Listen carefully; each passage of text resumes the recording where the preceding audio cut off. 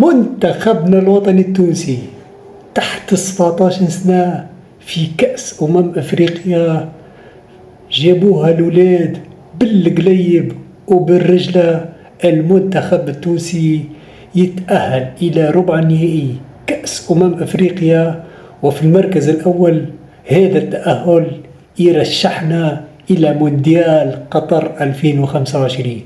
جابوها الولاد بالجرينتا وبالرجلة وباللعب على المريول من أجل راية البلاد، من أجل النجمة والهلال. الحمد لله اليوم شفنا مباراة رائعة، الجرينتا والقتالية على الميدان من أجل الراية الوطنية ورفع راية تونس في كل المحافل الدولية.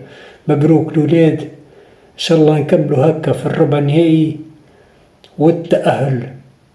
هذا خطوة عملناها وتأهلنا إلى المونديال، خطوة باهية، جيل جديد باش نشوفوكم في مونديال قطر 2025. محلاها الفرحة، محلاه المنتخب وقت يبدأ رابح، الشعب التونسي فرحان، ومحلاها راية البلاد وقت ترفرف في كأس العالم في قطر 2025. تونسي يا تونسي معاك ربي والنبي، تونسي يا تونسي، تونسي يا تونسي، تونسي يا تونسي، اللهم صل على النبي. تحية تونس.